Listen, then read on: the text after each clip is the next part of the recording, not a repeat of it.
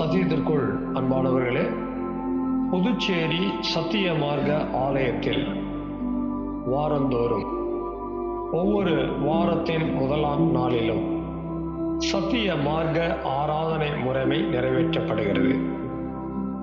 சத்திய மார்க்க ஆராதனை முறைமையில் நிறைவேற்றப்படுகிற 3 சத்தியங்கள் மிக முக்கியமானது. 1, சுத்திகரிப்பின் செய்தி. 2, ஆராய்ச்சியின் செய்தி.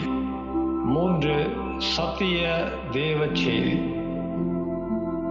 இந்த 3 செய்திகளையும் யூடியூப் வழியாக உங்களுக்கு வழங்க ஆவியானவரால் வழிநடத்தப்படுகிறோம்.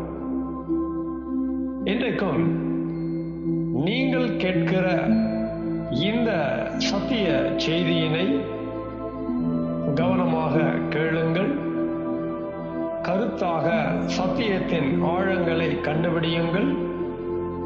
கேட்கிற சத்தியத்தின் அடிப்படையிலே உணர்ந்து அதை உங்களுடைய தனிப்பட்ட குடும்ப பொது ஊழிய வாழ்க்கையிலே கைகொண்டு வாழ்வதற்கு சத்திய தேவனுக்குள் வார்த்தைக்குள் பிரயாசப்படுங்கள். சத்திய தேவன் தாமே உங்கள் ஒவ்வொருவரையும் ஆசீர்வதிப்பாராக. இந்த சத்திய செய்தியை கேட்பதோடு மாத்திரமல்ல, ஒவ்வொரு செய்திக்கும் உங்களுடைய லைக் எங்களுக்கு ரொம்ப முக்கியமாக இருக்கிறது. அதுபோல உங்களுடைய கமெண்ட்ஸ் எங்களுக்கு தேவையாக இருக்கிறது. மேலும் இந்த சேனல் உங்களுடைய பயனுக்காக ஆரம்பிக்கப்பட்டிருக்கிறபடியால் சத்திய மார்க்க ஆலயம் புதுச்சேரி என்கிற இந்த சேனலுக்கு உங்களுடைய ஆதரவை தாருங்கள். சப்ஸ்கிரைப் செய்யுங்கள். சத்திய தேவனுக்கு மகிமை உண்டாவதாக. ஆமென். சத்தியத்திற்குள் அன்பானவர்களே, இன்றைக்கும் சத்திய மார்க்க ஆராதனை முறைமையை முதலாவது நாம் உஷ்ணாகாரத்திலே 2 சத்தியங்களாக அனுசரித்து தெய்வ கிருபையினாலே சுத்தத்தை நாம் ஆசீர்வாதமாக சுதந்திரித்திருக்கிறோம். நாம் பெற்றுக்கொண்ட சுத்தத்தோடு 2வது பகுதியாக இருக்கக்கூடிய பரிசுத்த ஸ்தலத்தின் வேலைக்குள் 3 விதமான சத்தியங்களை நாம் அனுசரிக்க இருக்கின்றோம். 1, கல்வாரி ஜீவ அப்பத்தை வெளிப்படுத்துகிற சத்திய ஆராய்ச்சி செய்தி. 2, கல்வாரி ஜீவ ஒளியை வெளிப்படுத்துகிற சத்திய சாட்சி. 3, கல்வாரி ஜீவ வாசனையை வெளிப்படுத்துகிற சத்திய ஒப்பு கொடுத்தல். இந்த 3ஐயும் பரிசுத்த ஆவியானவர் மூலமாக நாம் சத்தியத்தை கொண்டு அனுசரிக்கும் போது தெய்வம் நமக்கு சுத்தத்தின் மேல் பரிசுத்தையும் கொடுக்க இருக்கிறார். நாம் பரிசுத்தத்தை பெற்றுக்கொள்ள இந்த 3 சத்தியத்தையும் மிகுந்த ஜாக்கிரதையோடு அனுசரிக்க இருக்கிறோம். முதலாவது நாம ஜீவ அப்பங்களை புசிக்க இருக்கிறோம். தேவ சமூக அப்பம் என்று சொல்லப்படுகிற ஜீவ அப்பமானது 12 சத்தியமாக இருக்கிறது. 12 சத்தியமாக ஜீவ அப்பங்களை புசிக்க இன்றைக்கு நாம் ஆதியாகமம் 12ஆம் அதிகாரத்தை எடுத்துக்கொள்வோமா? இந்த அதிகாரத்துல 20 வசனங்கள் இருக்கு. இந்த 20 வசனங்களுக்குள்ள ஒரு மைய வார்த்தைய, ஒரு மைய வசனத்தை நம்ம முதலாவது தெரிந்து கொள்ள இருக்கிறோம். அப்படி தெரிந்து கொண்ட பிறகு அவற்றிலே 6 சத்தியங்களை கண்டுபிடிச்சு முதல் 6 அப்பங்களை அடுக்கி புசிக்க இருக்கிறோம். பிறகு கண்டுபிடிக்கப்பட்ட மைய வார்த்தையை கொண்டு ஜீவனுக்காக ஒரு வசனம், மரணத்துக்காக ஒரு வசனம்னு எடுத்து அவைகளை 3 பிரிச்சு 6 அப்பங்களை அடுக்கி 2வது 6 அப்பங்களையும் புசித்து ஆக மொத்தம் 12 விதமான போஜனங்களை எடுத்துக்கொள்ள இருக்கிறோம். இந்த அதிகாரத்துல மைய வார்த்தை என்னவென்றால் அழைப்பு. 5ஆம் வசனம், 18ஆம் வசனம், 19ஆம் வசனம். இந்த 3 வசனங்களுக்குள்ள 2 வசனங்கள்ல அழைப்புங்கிற வார்த்தை வரும். ஒரு வசனத்துல கூட்டிக் கொண்டுங்கிற வார்த்தை வரும்.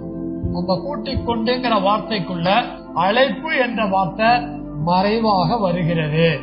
மைய வசனத்தையும் குறிப்போம். இந்த அதிகாரத்தினுடைய மைய வசனம் எது அப்படின்னா, ஆபிரகாம் தன் மனைவியாகியன்னு எந்த வசனம் ஆரம்பிக்குது? அப்ப 5ஆம் வசனம் தான் மைய வசனம். குறிங்க, மைய வசனம் 5 குறிச்சிட்டீங்க. இப்ப கொஞ்சம் எல்லாரும் இங்க கவனிங்க. அழைப்பு இந்த வார்த்தைய கொஞ்சம் நம்ம புரிஞ்சுக்குவோம்.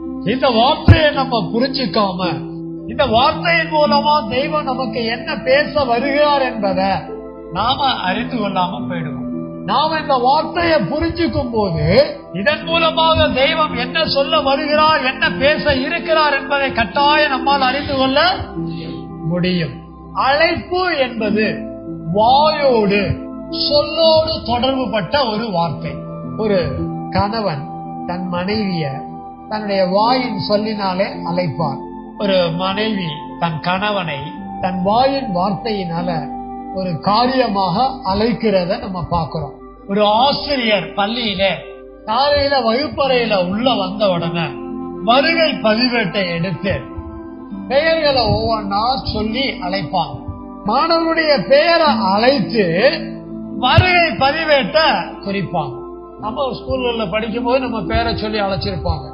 சில நேரங்கள்ல தலைமை ஆசிரியர் என்ன பண்ணுவார் அப்படின்னா, ஒரு வகுப்பறையில் இருக்கிற ஒரு மாணவனுடைய பெயரை சொல்லி தன்னுடைய அலுவலகத்துக்கு ஆபீஸுக்கு வர சொல்லி அழைப்பு கொடுப்பார். என்னுடைய லைஃப்ல அப்படி நடந்திருக்கு. ஹெட்மாஸ்டர் கூப்பிடுறாரு அப்படின்னாவே ஒரு மாதிரி புளிய கரைக்கும். அங்க போனா அவர் என்ன பண்ணுவாரு, டீ வாங்கிட்டு வாங்குவாரு. சில நேரங்கள்ல சில பிரச்சனைகள் இருக்கும். சோ ஒரு ஆசிரியர் ஒரு மாணவரை அழைக்கிறார். சில நேரங்கள்ல நம்முடைய குடும்பங்கள்ல ஏதாவது விசேஷ நிகழ்ச்சிகளை வைப்போம்.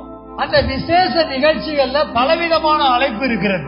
நிச்சயதார்த்த அழைப்பு இருக்கு, கல்யாண அழைப்பு இருக்கிறது, பெண் அழைப்பு இருக்கிறது, மாப்பிள்ளை அழைப்பு இருக்கிறது. கல்யாணத்துக்கு எல்லாரும் வரணும் அப்படிங்கறதுக்காக ஒவ்வொருத்தரையும் சந்திச்சு பத்திரிக்கை வச்சு என்ன கொடுப்பாங்க, அழைப்பு கொடுப்பாங்க. உலகத்திலே உலக ராஜ்யம் செயல்பட அரசியல்வாதிகள் அரசு பதவிக்கு வருவதற்கு எலெக்ஷன் வந்துட்டா போதும், இவர் அழைக்கிறார் அவர் அழைக்கிறார்னு எல்லாரும் என்ன பண்றாங்க, எல்லா அரசியல் கூட்டங்கள் நடத்த அழைக்கிறத நம்ம பார்க்கிறோம். சோ ஏதோ ஒரு காரணத்திற்காக ஒரு நபர் மற்ற நபரை தன்னிடமாய் இழுப்பதற்கு கூப்பிடுவதற்கு பெயர் தான் என்னங்க, அழைப்பு. இந்த சபை ஆரம்பிச்ச பொழுது நிச்சயமா நம்ம கிட்ட யாராவது ஒருத்தர் சொல்லி இருப்பாங்க, சத்தியமா இருக்க சபை ஆரம்பிச்சிருக்கீங்க, அங்க ஆராதனை சத்தியத்தின்படி இருக்குதுன்னு சொல்றாங்க, வாங்கங்க அப்படின்னு நம்மள யாராவது என்ன பண்ணிருப்பாங்க, அழைச்சிருப்பாங்க. ஒருவேளை நம்மள யாராவது வெளியூர்ல இருந்திருப்போம். இந்த ஊருக்கு வந்த பொழுது நாம வந்து சேர்ந்த குடும்பத்தை சேர்ந்தவங்க இப்படி இன்னைக்கு அங்க சர்ச்சுக்கு போறோம், வா போலாம் அப்படின்னு அழைச்சிருப்பாங்க. சோ நம்மை மற்றவர்கள் அழைக்கலாம், நாம் மற்றவர்களை அழைக்கலாம். அழைப்பிலே நோக்கம் இருக்கிறது. அழைப்பிலே என்ன இருக்கிறது, நோக்கம் இருக்கிறது. நாம் மற்றவர்களை அழைக்கணும். நம்மை சில நேரங்களிலே மற்றவர்கள் அழைப்பார்கள். அந்த அழைப்பு என்னதென்று கண்டுபிடித்து அந்த அழைப்பை நாம் தேவை என்றால் ஏற்க வேண்டும். தவறான ஒரு விஷயத்துக்கு நம்மளை அழைக்கிறாங்கன்னு வச்சுக்கோங்க, அந்த அழைப்பை நம்ம ஏற்க கூடாது. சரியான அழைப்பை ஒருவர் நமக்கு கொடுக்கிறாங்கன்னு வச்சுக்கோங்க, அந்த அழைப்பை என்ன பண்ணணும், ஏற்க வேண்டும். எல்லா அழைப்பையும் என்ன பண்ணக்கூடாது, ஏற்கக்கூடாது. என்னங்க ஞாயிற்றுக்கிழமை சர்ச்சுக்கு வரலையே, மச்சான் கூட்டிட்டு போயிட்டாருங்க. எங்க கூட்டிட்டு போயிட்டாரு, அது வந்து எங்கேயோ நம்மள அழைச்சிட்டு போயிருப்பாங்க. எதை விட்டு விட்டு எங்கேயோ அழைச்சிட்டு போயிட்டாங்க, தேவ சமூகத்தையும் தேவ காரியத்தையும் தேவ சித்தத்தையும் விட்டு நம்மளை அழைச்சிட்டு போவாங்க. ஒரு வேலை ஆராய்ச்சி வகுப்புக்கு நம்ம வரலான்னு நமக்கு அழைப்பு கொடுத்திருப்பாங்க. அன்னைக்கு பார்த்து வேற ஏதாவது ஒரு உலக காரியமா நமக்கு ஒரு அழைப்பு என்ன பண்ணும், வரும். இப்ப உலக அழைப்புக்கு இடம் கொடுத்து போகணுமா, தேவ காரியத்துக்கு கொடுக்கப்பட்ட அழைப்புக்கு இடம் கொடுத்து வரணுமா? அழைப்பு யார் அழைக்கிறாங்கன்னு கவனிக்கணும். யார் அழைக்கிற அழைப்புக்கு இடம் கொடுக்கணுங்கிறத கவனிக்கணும். தேவ அழைப்பு மிக மிக முக்கியம். சபையில இருக்கிற ஊழியக்காரங்க உங்களை அழைக்கிற மாதிரி தெரியும், ஆனா ஊழியக்காரங்க உங்களை அழைக்கவில்லை, தெய்வம் உங்களை அழைக்கிறார். நம்முடைய தெய்வம் யார் என்றால் பிதா குமாரன், பரிசுத்த ஆவியானவர். ஒன்று பிதாவின் அழைப்பு. ஒன்று யாருடைய அழைப்பு? இரண்டு இயேசுவின் அழைப்பு. மூன்று பரிசுத்த ஆவியானவரின் அழைப்பு. உங்களை என்னை பிதா அழைக்கிறாரு, உங்களை என்னை இயேசு அழைக்கிறாரு. இயேசு அழைக்கிறாருன்னு ஒரு பேர்ல ஊழியமே நடத்திட்டு இருக்கிறாங்க. அங்க இயேசுதான் அழைக்கிறாரான்னு தெரியல. பரிசுத்த ஆவியானவர் அழைக்கிறார். என்றைக்காவது இந்த அழைப்பு நம்ம காதுல விழுந்திருக்கா? இந்த அழைப்பு நம்முடைய இருதயத்துல போய் சேர்ந்திருக்குதா? இந்த அழைப்பு வேதத்துல எங்க இருக்குதுன்னு சொல்லி அதுக்கான வசனங்களை கண்டுபிடிச்சிருக்கிறோமோ? இவரும் அப்படி கண்டுபிடிக்கிறான்னா இன்றைக்கு பய வார்த்தையின் அடிப்படையில ஸ்தோத்திரம் இந்த 3 விதமான அழைப்புகளை நாம் வேதத்திலே கண்டுபிடிக்க வேண்டும்.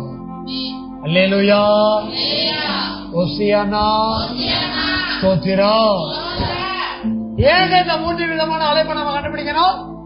இந்த அழைப்பை கண்டுபிடிச்சு இந்த அழைப்புல தெளிவா இருந்தோம் அப்படின்னா இந்த அழைப்புக்கு எதிராக வரக்கூடிய எந்த அழைப்பையும் நாம் உதறி தள்ளுவோம்.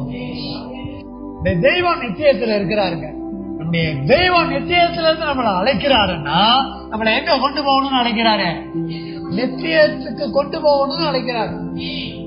தெய்வம் அழைக்கிற அழைப்பை அறியாமல் போனோமானால் நித்திய அழைப்புக்கு தடையாக இவ்வுலக அழைப்பு அத்தனையும் நம்மை தடுமாற செய்துவிடும். பல நேரங்கள்ல மகளை கல்யாணம் பண்ணி கொடுத்துருவாங்க. கல்யாணம் பண்ணி கொடுத்ததுக்கு அப்புறம் மகளுக்கும் மருமகனுக்கு இடையில ஏதாவது ஒரு பிரச்சனை வந்துடும். உடனே அம்மா அப்பா மகளை நேசிக்கிறேன்னு நினைச்சிட்டு வீட்டுல இருந்து போன் பண்ணுவாங்க. என்னம்மா உனக்கு இப்படி பிரச்சனைன்னு கேள்விப்பட்டேன். அதெல்லாம் ஒண்ணும் இல்லம்மா அப்படின்னு பொண்ணு சமாளிக்கும். எல்லாம் எனக்கு தெரியும், நீ கிளம்பி வீட்டுக்கு வந்து சேரு, மத்தத நான் பாத்துக்கிறேன், நீ என்னத்த போய் பாப்ப. கவனிக்கிறீங்களா எல்லாரும்? நம்முடைய வாழ்க்கையிலே மனிதனுடைய அழைப்பு முக்கியமா தேவனுடைய அழைப்பு முக்கியமாங்கிறத இங்கதான் கண்டுபிடிக்கணும். கொஞ்சம் கூட சத்திய அறிவு இல்லாத பொண்ணுகளா இருந்தா அம்மா கூப்பிட்டாங்கன்னு சொல்லிட்டு உடனே பொட்டி படுக்கையை தூக்கிட்டு என்ன பண்ணிடும்? கிளம்பி போயிரும். யாருக்கு தெரியாம? புருஷனுக்கு தெரியாம, புருஷன்கிட்ட சொல்லாம கிளம்பி போயிரும். அப்படி கிளம்பி போன எத்தனையோ பெண்களுடைய வாழ்க்கை நாசமா போயிருக்கு, கணவரை விட்டு பிரிஞ்சு போயிருக்கு. இதாவது பரவாயில்ல, எப்பயாவது ஒரு முறை நடக்குது. சில ஆண் மக்களுக்கு பாருங்க, தினம் எவனாவது வந்து கூட்டிட்டு போயிருவான், வேலைக்கு போக விட மாட்டான். மனைவி கேட்டா என்ன சொல்றது? போன எங்க போன? ஆமா போன. எங்க போன? நீதான் கண்ணுல பாத்தில வீட்டை விட்டு பரப்பிட்டு போகுது. அதெல்லாம் பார்த்தேயா, எங்கயா போன? அப்படி கேட்க மாட்டாங்க. எங்கெங்க போனீங்க கேட்பாங்க. போனேங்கிறல்ல. மனைவிக்கு என்னன்னா வேலைக்கு போனாரா இல்லையா, ஆனா இவர் எங்க போயிருக்க மாட்டாரு, போயிருக்க மாட்டாரு. ஏன் வேலைக்கு போகல? போற வழி எவனோ வந்து எங்கேயோ அழைச்சிட்டு போயிருவான். சோ நமக்கான அழைப்பு யார் கொடுப்பது? நமக்கான அழைப்பு எதற்காக? எந்த அழைப்புக்கு இடம் கொடுத்து நம்முடைய வாழ்க்கையை சின்ன பின்னமாக்குறோம், நாசமாக்குறோம்? எந்த அழைப்புக்கு இடம் கொடுத்து நம்முடைய வாழ்க்கைய நன்மைக்கு எதுவா நடத்துறோங்கிறத கண்டுபிடிக்கணும். சோ உங்களை யாரு வேணாலும் அழைக்கலாம், ஆனா நீங்க எந்த அழைப்புக்கு இடம் கொடுக்கறோங்கிறதுல எப்படி இருக்கணும்? ரொம்ப கவனமா இருக்கணும். உங்களுக்கு வரக்கூடிய அழைப்பு உங்க வீட்டுல உள்ளவங்க மூலமா, உங்க சொந்த பந்தம் மூலமா, உங்க சமுதாயத்தின் மூலமா, உங்க சபையின் மூலமாங்கிறது இப்ப முக்கியம் இல்லை. எதுவுமே தேவனுடைய அழைப்புக்கு ஏற்ப இருக்கிறதா அத கண்டுபிடிக்கணும். யாருமே தெரியல, உங்களுக்கு சத்தியத்துக்கு ஒரு நல்ல அழைப்பு கொடுக்கறாங்க, வாங்க வேத ஆராய்ச்சி நடத்தப்பட இருக்குது, நீங்க வந்து கலந்துக்கங்க, உங்களை கூப்பிடுறாங்க. சத்தியத்தை கொண்டு ஏதோ ஒரு மனுஷனை கொண்டு தேவன் அழைக்கிறார். அப்ப நீங்க என்ன பண்ணணும்? இல்லைங்க எங்க சபை இருக்குங்க, இல்லைங்க எங்க சபையில கூட்டம் இருக்குங்க, இல்லைங்க எங்க வீட்டுல பிரேயர் இருக்குங்க. சத்தியத்துக்காக கொடுக்கப்படுகிற அழைப்பை நீங்க அறியாம போனீங்கன்னா, நீங்க ஏதோ ஒரு அழைப்பை ஏற்று போனீங்க அப்படின்னா அங்க தேவ அழைப்பை விட்டு விட்டு மனுஷ அழைப்புக்கு இடம் கொடுத்து ஏமாற்றப்படுவீர்கள். அழைப்புல என்ன அழைப்பு முக்கியம்? தேவ அழைப்பு முக்கியம். ரோமன்ல எழுதியிருக்கு, தேவனுடைய அழைப்பு மாறாதவைகள். மனிதனுடைய அழைப்பு மாறி போகும். நமக்கு பிடிச்சிருந்தா கல்யாணத்துக்கு அழைப்பாங்க, நமக்கு பிடிக்கலன்னா என்ன பண்ணுவாங்க? கண்டுக்கவே மாட்டாங்க. நமக்கு பிடிச்சிருந்தா வாயே அப்படின்னு சொல்லி கூப்பிடுவாங்க, பிடிக்கலன்னா வெறுத்துருவாங்க. மனிதனுடைய அழைப்பு என்பது சுயநலம் பொருந்தியது. மனிதனுடைய அழைப்பு என்பது தீங்கு நிறைந்தது. தேவனுடைய அழைப்பு என்பது ஜீவனுக்கு ஏதுவானது. அழைப்புல ரொம்ப கவனமா இருக்கணும். யாரு கூப்பிடுறான்னு பார்க்க கூடாது. தெய்வம் கூப்பிடுகிற அழைப்பா இருக்கிறதா, இல்லை மனிதன் கூப்பிடுகிற அழைப்பா இருக்கிறதா, இதுக்கு இடையில பிசாசு கொண்டு வருகிற அழைப்பா இருக்கிறதாங்கிறதுல ரொம்ப கவனமா இருக்கணும், எச்சரிக்கையா இருக்கணும். ஒரு மனிதன் ஒரு மனிதனை நேரடியாக அழைப்பான். ஒரு மனிதனை பிசாசு மறைமுகமாக அழைப்பான். ஒரு மனிதனை தேவன் இன்னொரு மனிதன் மூலமாக அழைப்பார். ஆரோன மோசையை கொண்டு தெய்வம் அழைச்சார். தேவன் அழைச்சாரா இல்லையா? ஆதாம ஏவாளை கொண்டு பிசாசு அழைச்சான். ஆதாம யாரை கொண்டு பிசாசு அழைச்சான்? எல்லாம் வேதத்துல இருக்கு. சில நேரங்கள்ல மனைவி நம்மளை கூப்பிடுறாங்க நினைப்போம். ஆனா மனைவி வழியா யார் கூப்பிடுவா நம்மள? பிசாசு. சில நேரம் கணவன் நம்மளை கூப்பிடுறாருன்னு நினைப்போம். ஆனா கணவன் மூலமா யார் நம்மளை கூப்பிடுறது? பிசாசு. அதுக்காக மனைவி கூப்பிடுறதெல்லாம் எப்பவுமே பிசாசானதான் நினைச்சிடாதீங்க. கணவன் கூப்பிடுறதெல்லாம் எப்பவுமே பிசாசானு நினைச்சிடாதீங்க. எல்லாம் பகுத்து கண்டுபிடிக்கணும். நண்பர் உங்களை நல்ல விஷயத்துக்கும் கூப்பிடுவான், கெட்ட விஷயத்துக்கும் கூப்பிடுவான். ஒரு நல்ல நண்பர் தேவ சித்தத்தை மையமா வச்சு உங்களை கூப்பிடுறாருன்னா அந்த நண்பர் மூலமா தெய்வம் கூப்பிடுறாரு. ஒரு நண்பர் தீமையான விஷயத்த சொல்லாம வாயே ஒரு விஷயத்த நான் வச்சிருக்கிறேன் போயிட்டு வரலாம் அப்படின்னு உன்னை கூப்பிடுறாருன்னா அங்க போனதுக்கு அப்புறம் தான் அது தீமையான விஷயம்னு தெரியுதுன்னா அந்த நண்பர் உன்னைய யார் மூலமா அழைக்கிறாரு? பிசாசு மூலமா. கண்டுபிடிக்கணும். உங்களை யார் கூப்பிடுறாங்கிறது முக்கியம் அல்ல, எதற்காக அழைக்கிறார்கள் என்பது முக்கியம். நிறைய இருக்கு. இதெல்லாம் பிராக்டிக்கலா நீங்க தான் கண்டுபிடிக்கணும். முதல்ல பிதாவின் அழைப்பு, இயேசுவின் அழைப்பு, ஆவியானவரின் அழைப்பு சம்பந்தப்பட்ட வேத வசனங்கள் என்ன பண்ணுங்க? கண்டுபிடிங்க. அப்ப உங்களுக்கு எல்லாம் விளங்கும். இப்ப மைய வசனம் 5ஆம் வசனத்தை ஒரு வாசிக்க கேட்போம். ஆபிரகாம் தன் மனைவியாகிய சாராயையும் தன் சகோதரிய குமாரனாகிய லோத்தையும் தாங்கள் சம்பாதித்த தங்கள் சம்பத் எல்லாவற்றையும் ஆரானிலே சமதற்க ஜனத்தையும் கொண்டு. இது 1. இது 2. இது 3. கானான் தேசத்தில் சேர்ந்தார்கள். யாரை பற்றி எழுதி இருக்கிற பாத்தீங்கன்னா ஆபிரகாம குறிச்சும் அவனுடைய குடும்பத்தார குறிச்சு எழுதி இருக்கிறது. ஆபிரகாம தெய்வம் அழைக்கிறார். ஆபிரகாம யார் அழைக்கிறான்? தெய்வம் அழைக்கிறாரு. உடனே ஆபிரகாம் மட்டும் கிளம்பி போனானா?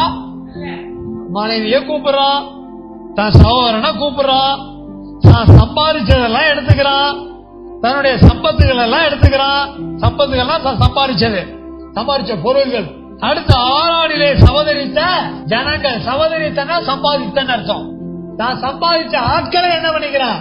கூட்டிக் கொண்டு அழைத்து கொண்டு வாங்க போலாம் அப்படின்னு தான் கூப்பிட்டுருக்கான். சோ தெய்வம் உங்களை என்னை அழைக்கிறார், நிச்சயத்துக்கு அழைக்கிறாரு.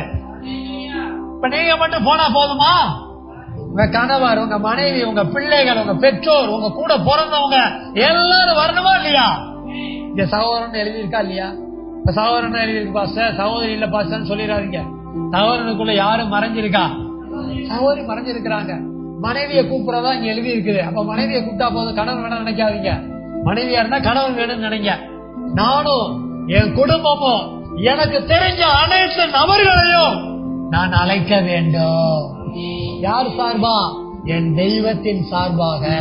என்னைக்காவது யாரையாவது நம்ம பழகின ஜனங்களை தேவ சமூகத்துக்கு அழைக்கிறோமா? நாங்க வர்றதே பெருசு பாஸ்டர், உனக்கு காணிக்க வேணும்னா எங்களை எதுவும் சொல்லாத. நாங்க யாரையும் என்ன பண்ண மாட்டோம், அழைக்க மாட்டோம், கூப்பிட மாட்டோம். ஏன்னா எனக்கு இருக்கிறதே ஒரே வண்டி, 2 டயர். என் வண்டியில யாரையும் என்ன பண்ணிட்டு வர மாட்டேன், கூட்டிக்கிட்டு தான் வர மாட்டேன். கொஞ்சமாவது நம்ம குடும்பத்துல இருக்கிறவங்களை எப்படியாவது ஆலயத்துக்கு கொண்டுட்டு வரணுமே யோசிக்கிறோமா? நாம் புறப்பட்டு வரதே பெருசு பாஸ்டர் அப்படி சொல்லக்கூடாது. முயற்சி பண்ணிக்கிட்டே இருக்கணும். நம்ம குடும்பத்தில் உள்ளவங்களை எங்க கொண்டு வரணும்? ஆலயத்துக்கு கொண்டு வரணும். எல்லாத்தையும் கூப்பிட்டது மட்டும் இல்ல, புறப்பட்டு போய் எழுதியிருக்கா இல்லையா? புறப்பட்டு போகணும், கூப்பிடணும், புறப்பட்டு போகணும். எங்க போகணும்? கானான் தேசத்திற்கு. கானான் தேசங்கிறது நித்திய பரலோகத்தை குறிக்கிறது. நித்திய பரலோகம் எடுத்த உடனே போயிட முடியாது. இப்ப எடுத்த உடனே அவங்க கானான் தேசம் போனாங்க, வனாந்திர வழியா தானே போனாங்க. இப்ப சபை வழியா தான் போகணும். எங்க கொண்டு வரணும்? சபைக்கு கொண்டு வரணும். இங்க ஆலயத்துக்கு கொண்டு வந்தாதான் இங்க கொடுக்கப்படுகிறதான தெய்வத்தினுடைய வார்த்தைகள் மூலமா அவர்கள் கேட்டு கேட்டு கேட்டு தன்னுடைய வாழ்க்கையை வாழ்ந்து வாழ்ந்து வாழ்ந்து எங்கே போய் சேருவார்கள்? நித்திய ஜீவனுக்கு, கானானுக்கு போய் சேருவார். நானும் கானான் போனோம், என் குடும்பத்தில் உள்ளவங்களும் கானான் போனோம், எனக்கு தெரிஞ்ச ஒவ்வொருத்தரும் எங்க போனோம்?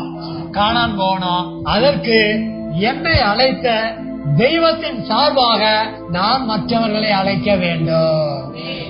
அல்லேலூயா. இந்த மன தெளிவு நமக்கு இருக்கணும். நம்ம வீட்டுல யாராவது ரட்சிக்கப்படலன்னா அவங்களெல்லாம் ரட்சிக்கப்படுவதற்காக தேவனுடைய அழைப்பை நாம கொடுப்பதற்கு தயாரா இருக்கணும். அப்படி ரட்சிக்கப்பட வச்சு அந்த ஜனங்களை சபைக்கு கொண்டு வருவதற்கு நாம தயாரா இருக்கணும். சபைக்கு கொண்டு வர வச்சு நித்தியத்துக்கு கொண்டு போவதற்கு நாம தயாரா இருக்கணும். இதெல்லாம் நமக்கு அறிவும் தெளிவும் சத்திய வசனமும் தேவை. இந்த 6 சத்தியத்தை நம்ம வாழ்க்கையில நிறைவேற்றணும். அடுத்தபடியா ஜீவனுக்கான வசனம், அழைப்பு சம்பந்தப்பட்ட ஜீவனுக்கான வசனத்தையும் மரணத்துக்கான வசனத்தையும் குறிப்போமா? முதல்ல ஜீவனுக்கான வசனம் கொலோசேயர் 3:15. அடுத்து மரணத்துக்கான வசனம் அப்போஸ்தலர் 7:40. இப்ப நம்ம ஜீவனுக்காக குறிச்ச வசனம் கொலோசேயர் 3:15. ஒருத்தர் தேவ மகிமைக்காக வாசிங்க. கவனமா கேட்கணும் எல்லாரும். 1 2 3. இந்த வசனத்துல அழைப்புங்கிற வார்த்தை இருக்கா இல்லையா? அழைப்பு என்ற வார்த்தை இந்த வசனத்துல மையமா வருது. கொஞ்சம் எல்லாரும் கவனிங்க. உங்கள் இருதயங்களில் எது ஆள கடவுள்? நம்ம இருதயங்கள்ல தேவ சமாதானம் இருக்கான்னு பாருங்க. என்ன சமாதானம்? தேவ சமாதானம் நம்ம இருதயங்கள்ல எப்படி வரும்? நம்ம வார்த்தையை கொண்டுதான், சந்தேகம் இல்லை. வார்த்தையை தியானிக்கும் போது அது நமக்கு கிடைக்கும். இன்னும் தெளிவா சொல்லுங்க. யாரோ சொன்னீங்க. அப்புறம் இன்னும் தெளிவா இதுதான் உபவாச கூட்டத்துக்கு வரணுங்கிறது. உபவாச கூட்டத்துக்கு வர்றதே கிடையாது.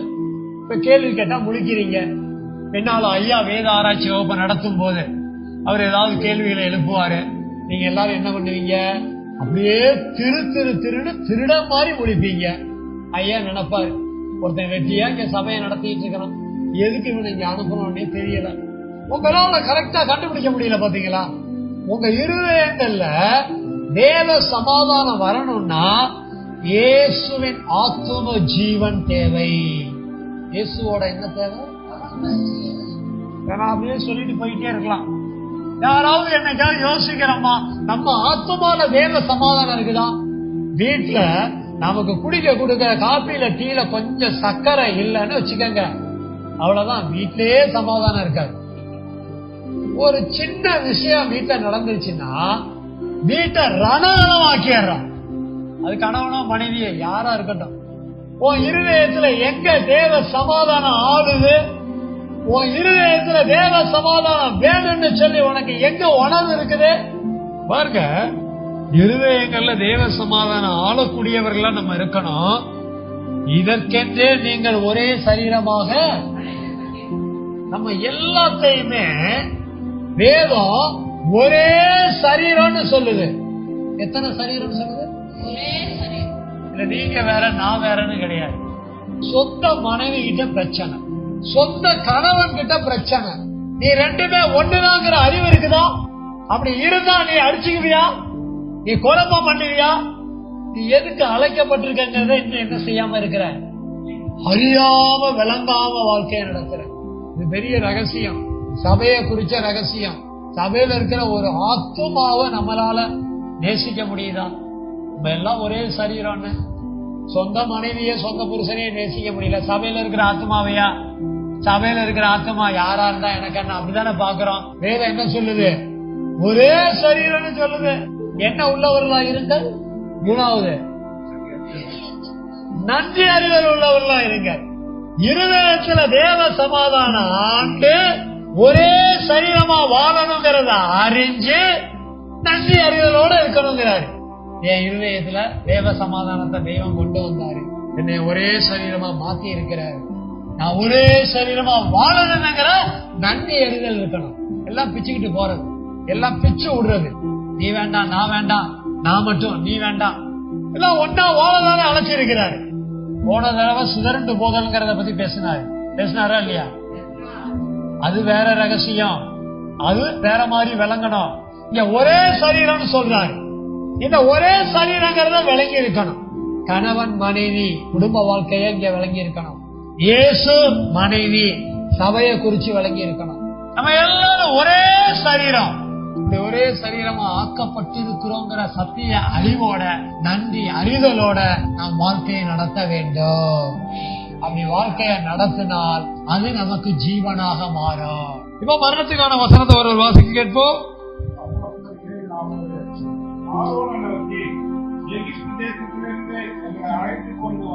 ஒன்று,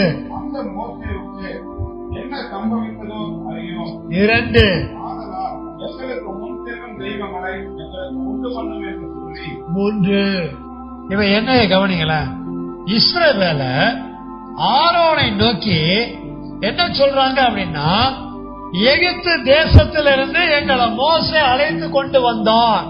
உண்மையை சொல்றாங்க. யார்தான் அழைச்சிட்டு வந்தது? மோசே தான், சந்தேகமே இல்லை. 2வது என்ன சொல்றாங்கன்னா, அந்த மோசேக்கு என்ன சம்பவித்ததோ அறியோ. எல்லாம் பாளையம் இறங்கி இருக்கிறாங்க பணந்தரத்துல. மோசே மலை மேல ஏறி போயிட்டார். போனார் மனுஷன் திரும்ப வரல. 1 மணி நேரம் ஆச்சுன்னாவே நம்ம ஆளு என்ன பண்ணிடுவாங்க, வேற மாதிரி முடிவுக்கு வந்துருவாங்க. ஒரு போனாரு 40 நாள் ஆகுது, மோசைய காணோம். உடனே எல்லாரும் என்ன சொல்றாங்க, அவருக்கு என்ன சம்பவித்ததோ அறியோ. சோ என்ன சம்பவித்ததோ அறியோ, ஏதோ நல்லது சொல்ற மாதிரி இருக்கு. ஆனால் ஒரு தீமையை சொல்ல வர்றாங்க, மரணத்துக்கு ஏதுவான ஒன்றை சொல்ல வர்றாங்க. என்ன சொல்ல வர்றாங்கன்னா, எங்களை மோசே தான் அழைச்சிக்கிட்டு வந்தாரு, மோசே மூலம் கர்த்தர் தான் எங்களை முன்னால நடத்தி கொண்டு போனாரு. ஆனா அப்ப மோசேக்கு என்னாச்சுன்னு தெரியல, அதனால கர்த்தர் எங்ககிட்ட இருக்கிறாரான்னு தெரியல. அதனால ஆரோன் நீ என்ன பண்ண அப்படின்னா, எங்களுக்கு முன் சொல்லும் தெய்வங்களை எங்களுக்கு அப்படின்னு சொல்றாங்க. நல்ல விஷயம் சொல்றாங்களா, கெட்டது சொல்றாங்களா? ஜீவனுக்கான சொல்றாங்களா, மரணத்துக்கான சொல்றாங்களா? நம்மள பாவ உலகத்தை விட்டு ரட்சித்து அழைத்து கொண்டு வருகிறவர் யார்? இயேசு. அவர் இப்ப எங்க போயிட்டாரு? பரலோகம் போயிட்டாரு. போனவர் வரேன்னு சொல்லிட்டு தான் போனாரு. ஆனா இதுவரை என்ன செய்யல, வரல. அவர் வருவார் என்று சொல்லுகிற வாக்குத்தத்தம் எங்கே? கேட்கிறவங்க இருக்கிறாங்களா இல்லையா? இயேசு எல்லாம் வரமாட்டாருப்பா, எல்லாம் வருவார்னு சொல்லுவாங்க, அதெல்லாம் இயேசு என்ன பண்ண மாட்டாரு அப்படின்னு சொல்லக்கூடிய கிறிஸ்தவ ஸ்தாபனங்கள் இருக்கா இல்லையா? சொல்லிக்கிட்டு இஷ்டத்துக்கு வாழ்க்கையை நடத்திக்கிட்டு இருக்கிறதான மக்கள் இருக்கிறாங்களா இல்லையா? அப்படி இஷ்டத்துக்கு வாழ்றாங்கன்னா அவங்களுக்கு முன்னால நேரடியாகவோ மறைமுகமாகவோ தங்களுடைய ஊழியர்கள் மூலமாக அந்நிய தெய்வங்களை உண்டு பண்ணி சுய வாழ்க்கையை நடத்துறாங்களா இல்லையா? இது மரணத்துக்கு ஏதுவானதா, ஜீவனுக்கு ஏதுவானதா?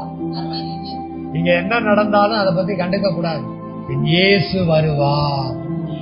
அவர் வர்ற அவர் மூலமாக என் தேவன் இருக்கிறார் என்பதை அறிந்து அவர் என்னை நடத்தி நித்தியம் கொண்டு போவார் என்கிற உணர்வோடு நாம் நம்முடைய வாழ்க்கையை ஜீவனுக்கு ஏதுவாக மட்டும்தான் நடத்த வேண்டுமே ஒழிய ஒருபோதும் நமக்காக ஒன்று உண்டு பண்ணி கொள்ளக்கூடாது, நமக்காக ஒன்றை உண்டு பண்ணி கொள்ள மற்றவரிடத்துல சொல்லவும் கூடாது.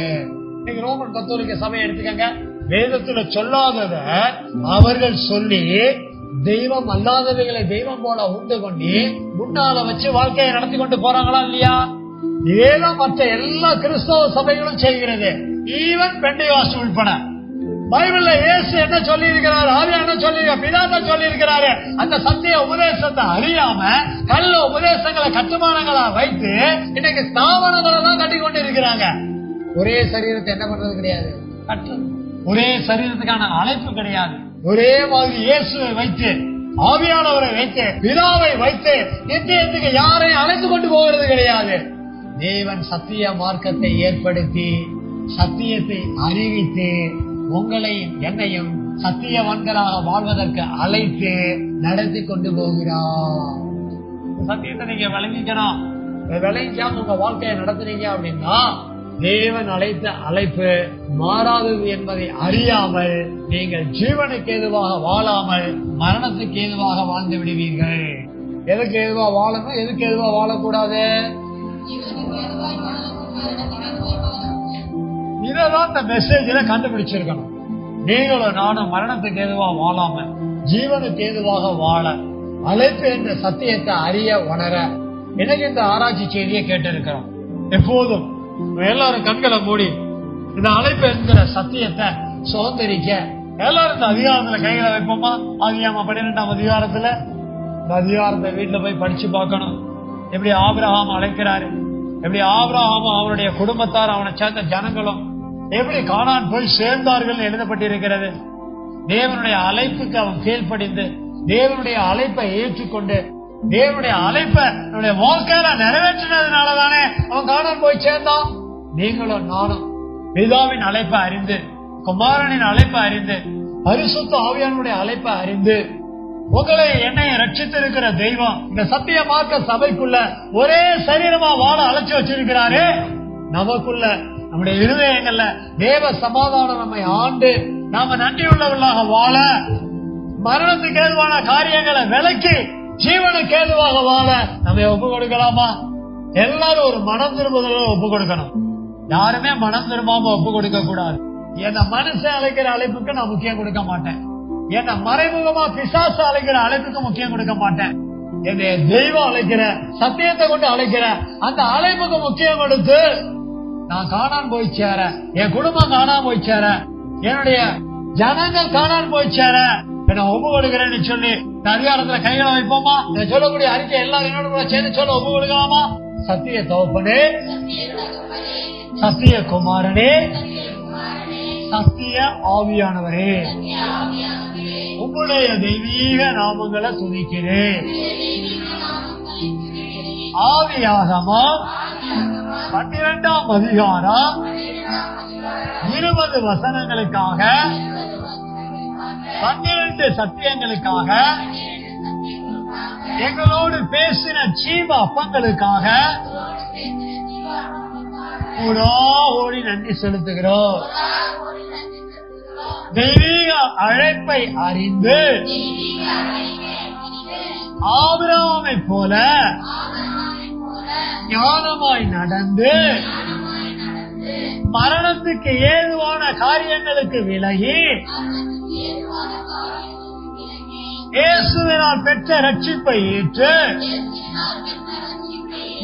ஒரே சரீரத்துக்குரியவர்களாக வாழ இயேசுவின் ஆத்தும ஜீவனால் எங்கள் இருதயங்களிலே தேவ சமாதானம் ஆண்டு நன்றி அறிதல் உள்ளவர்களாக ஜீவிக்க எங்களை ஒப்பு கொடுக்கிறோம். எங்களுடைய அனுதின வாழ்க்கையிலே தெய்வீக அழைப்புக்கான வேத வசனங்களை தேடி ஆராய்ந்து தியானித்து உங்களுடைய அழைப்புக்காக வாழ ஜீவனுக்காக வாழ இயேசுவின் வருகையிலே எடுத்துக் கொள்ளப்பட நித்திய காணான் போய் சேர உங்களுடைய ராஜரீகத்தை தொழுது சேவிக்கிறோம். இயேசுவின் வருகையில் எடுத்துக் கொள்ளப்பட்டு நித்தியத்திற்குள் பிரவேசிக்க எங்களுக்கு கிருபை அருளுவீராக. சத்திய இயேசுவின் நாமத்தில் சத்திய ஆவியானவரின் துணையோடு ஜெபிக்கிறோம். சத்தியமுள்ள பிதாவே, ஆமென்.